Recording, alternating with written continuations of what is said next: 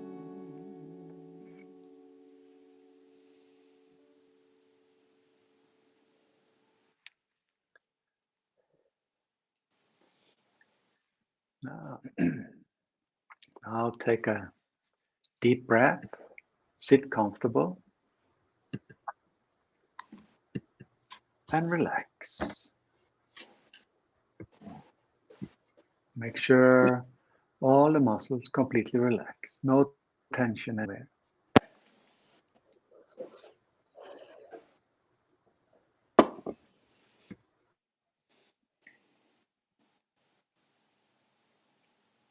Now try to go deep within. Let the world around you disappear and just enter deeper and deeper into your mind.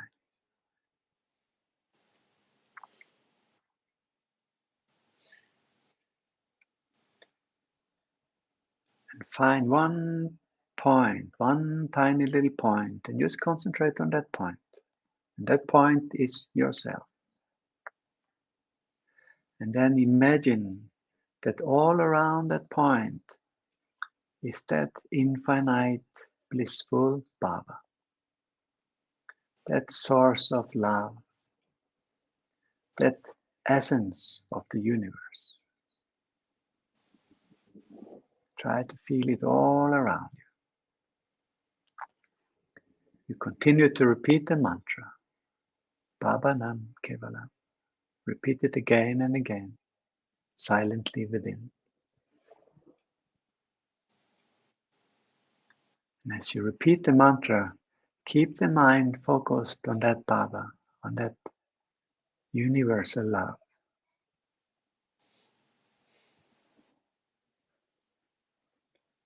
Direct all your love, all your emotions towards that. There's only you and that Baba. And gradually feel yourself merging into that ocean of love, into that ocean of bliss. Bhavanam Kevalam.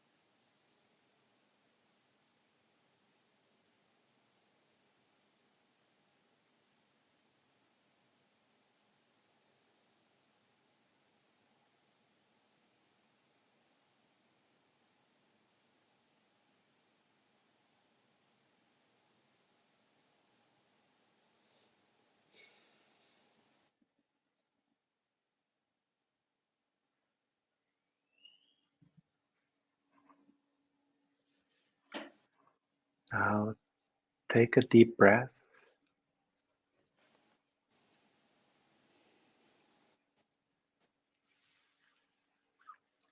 Feel the ground under yourself.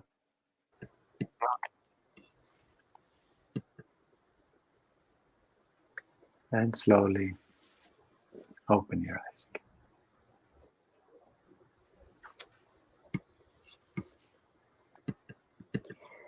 Okay, so we hope that you all have a nice meditation just now. And we will continue our discussion about the yamas and niyamas That last week we were discuss about the fourth principle known as aparigraha, which means simple living. And today we will look at the next one, which is known as Brahmacharya, which means to put an effort to see Brahma, the divine in everything. But first, we would like to hear a bit more from Vasudeva because he has written so many songs about the spirituality, service, social change, and would that be fit well with our tonight show? So, Vasudeva, welcome back. And would you like to play one of your songs for us, please? Of course. Then we have to call you close. we are very tight here. But it's a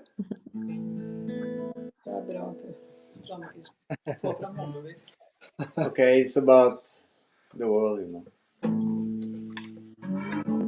how much more important it is to become empathic and in love with the human animals and plants than to become rich of material things. It's so gives rich. It makes you rich.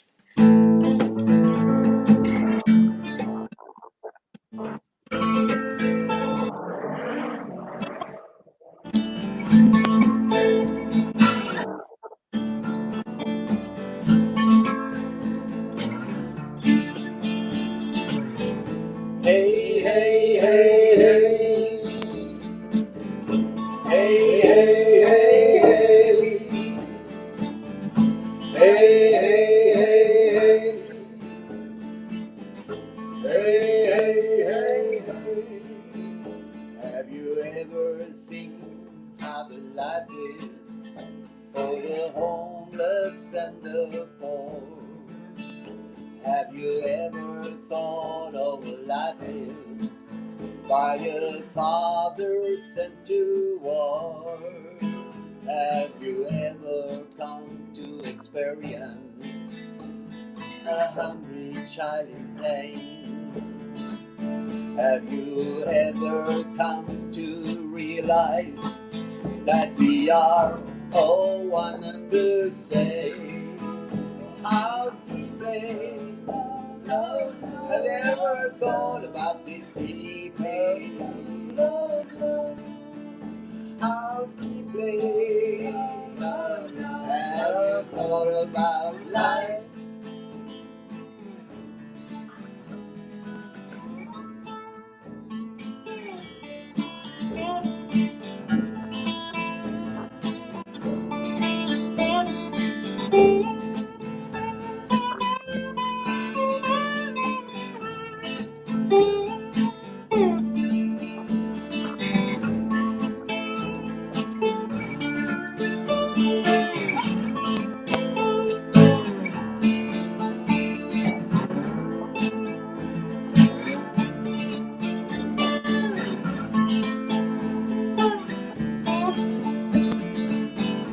Hey, hey, hey, hey.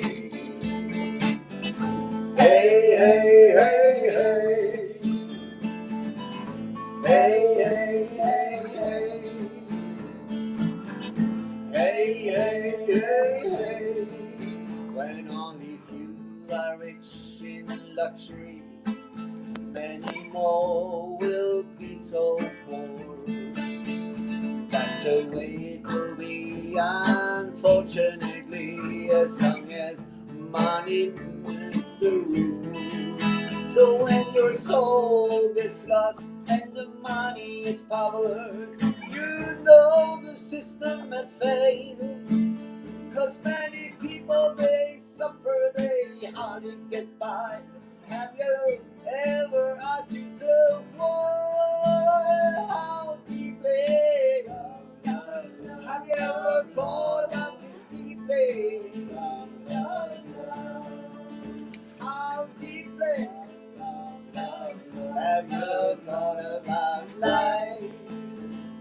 Oh, how deeply have you ever thought about this deeply? How deeply have you thought about life?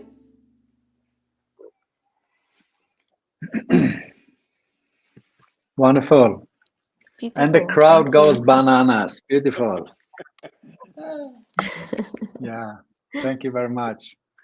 Vasudeva and then Ladini and Prana Krishna. Thank you. Yes, yes, yes. We will come back to you in a moment. We will talk a little bit more about the principles of Yama and Niyama, and Didi introduced to us right before the principles of Brahmacharya. And Brahmacharya means to remain attached to Brahma, that supreme consciousness, not that universal source of love. The spirit of this is to try to see everything in this universe as an expression of that divine. Earlier, we have mentioned that meditation is an introversive movement where we try to enter deeper and deeper into our mind and to experience that pure consciousness with it. But if we see everything in this universe as something crude, as matter, then the mind takes that vibration. And this makes meditation difficult. If mind take that crude vibration, meditation becomes difficult. While if we see everything as something pure, as something very elevated, as something that has a very pure vibration, as something divine, then our mind gets filled with pure divine vibration. And that is necessary for success in meditation. To create more and more this pure vibration, less and less this stressful, rough vibration, pure vibration. So by seeing everything in this universe as an expression of that supreme Brahma, to practice this style of thinking is known as Brahmacharya. So this is an exercise, something we need to try, something we need to put effort into. And of course, it can be challenging. And we'll talk a little bit about that in a moment. But Didi, it's time to communicate a bit with our viewers again. Do we have any comments from our viewers? Any questions? Yeah, actually, any question regarding the Brahmacharya from the viewer? We still, let me check. We didn't see any question yet, but I have a question from for Vasudeva probably. So, Vasudeva, what do you feel about Brahmacharya? Is it easy to practice or is it challenging to you personally? It is, you could say, very important to move towards the essence of ourself, to move towards the divine, you know. Of course, to Mm-hmm. try to see all humans, animals, and plants, you know, out of the eyes of empathy, of love for everything as it is a part of the divine. But it is of course very very challenging to have that spirit in mind constantly, because then you are in nirvana or samadhi, or you know, but to move towards that is so important. And I'm thinking, can you imagine Mm-hmm. if all the people that are trapped by thinking that materialistic things will give them pleasure, or dogma, or self-orientation, poor people, you know, that are drowning in their own issues. But if empathy becomes stronger, and if people like Didi say, you know, start to work together for a better world, Mm-hmm. then we become rich. So I understand Brahma, Brahmacharya. Brahmacharya. It's a part of Yama Niyama, and it's a very deep points. Actually, very few have been able to following fully this point, but it is for us a gift, and it's for us a part of our practical, spiritual oriented life, you know, to move towards this direction, to see everything as divine. Right, right. And then Didi, what it's for sure. It's not easy to practice brahmachari. It's something that takes time, and one need to really practice it. So, Didi, what advice would you give to a beginner or someone who struggles with Brahmacharya? What advice would you give to them?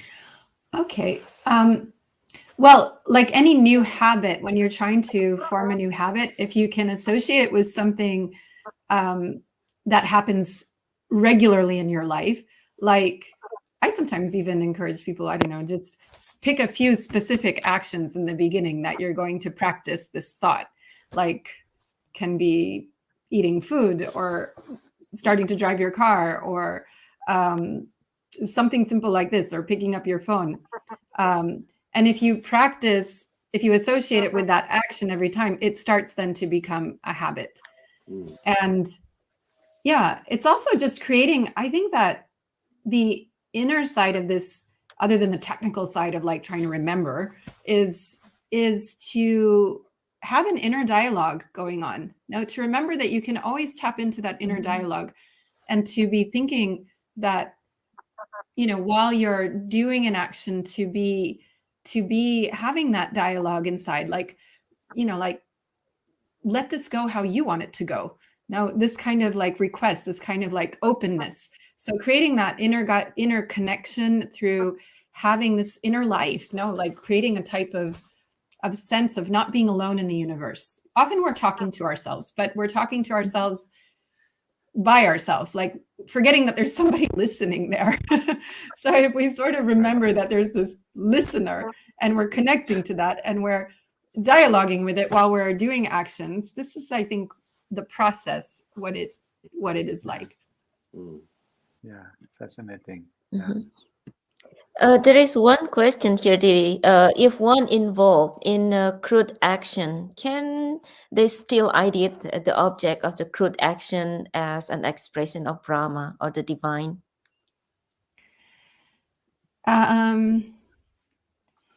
Yeah, sure. I mean, I think that everything is created by the same source, no? So everything, even you're doing the compost, you're turning the compost pile or something like this, you know, dealing with like rotting matter.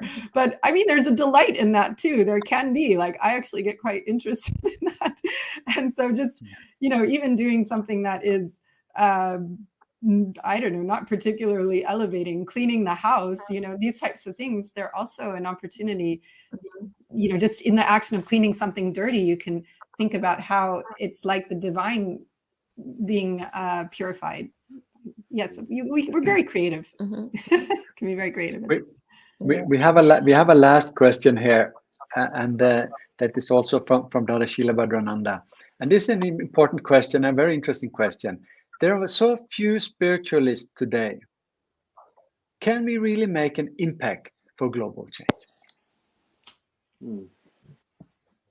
Well, Vasudeva. Yes, Vasudeva, can you try first, and then Didi? definitely. Today we are actually moving into another Varna. It's like I can feel it, you know, even though we can criticize or this and that, you know, but so many people are trying their best to find a way, you know, to move inside, and everything is like getting looser and looser of the old ideas, you know, that was stuck into kind of or very static forces. But I feel that something is in the air. So I think maybe today we are the darkness, or what to say, you know, make us think that everything is going. But I think there's so many people that are searching for spirituality right now, and as Didi told, and we, you know, we only have one option, and that is to try to help each other. Satsang. Right. Yeah. There's no other Didi? way. And then leave it to the divine, you know, whether he succeed or not. Didi, what is your take? yeah, that it's always a minority that brings about change. I love the quote from Margaret Mead, which is, "Never doubt that a small group of thoughtful, committed citizens can change the world. Indeed, Right. it's the only thing that ever has." And yeah, I really believe that that's true, that it takes the focus. No, and the more that people are focused, the more that they can have an impact. And meditation helps to make you focused. So spiritualists, meditators, people who are, more aware, more conscious, they may be the minority, and it may feel overwhelming when you look at the enormity of the problems that we're facing and the enormity of the, you could say, mass changes of consciousness that need to happen. But it takes that really coherent thought wave, of some very focused people to bring that about. And so I'm optimistic. I'm not underestimating that there is a huge amount of work to do. That's why we need more and more of you to join us. But I do think that's how it happens. Yeah, right. We are coming to an end of the show. It has been great to be here with both of you. Big thank you to both of you. Yeah. Thank you. And Thank you very much. we will just before we close, we just hang on, just stay there. We will just introduce our online retreat, Didi. Yeah. And so we are having our online retreat, which will come up now in March, 10 to 13 March. And this retreat, we will focus on meditation, of course. We will cover all the ins and outs of meditation. We'll meditate a lot together. We will learn some special yoga poses that will help to calm the mind, concentrate the mind, so that we can go deeper in, we can experience more that cosmic universal love. We will learn a bit about theory, we will learn about chakra, we will learn about the relationship between body and mind, because this is the function of the mind is very much relating to the function of the body. This is a science known as biopsychology. And we will learn cooking, vegetarian cooking, vegan cooking, and much, much more. So this is a unique opportunity to go deeper into this practice of meditation and understand it on a really cosmic plane. Understand the deeper aspect of life and of universe. So please go to our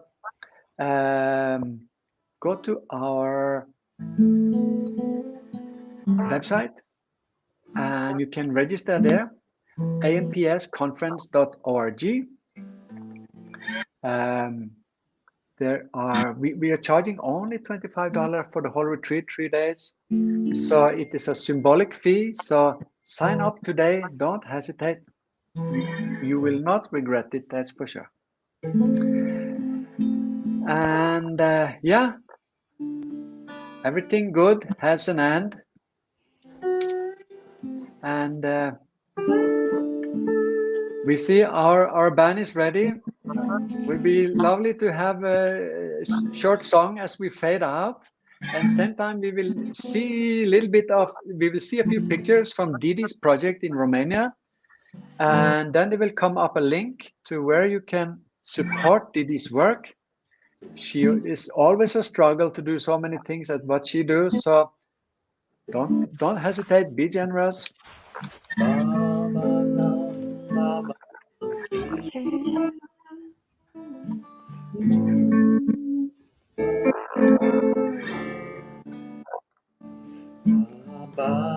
Bhavanam Kevalam Bhavanam Kevalam Bhavanam Kevalam Bhavanam Kevalam Bhavanam Kevalam Bhavanam Kevalam Bhavanam Kevalam Bhavanam Kevalam Bhavanam Kevalam Bhavanam Kevalam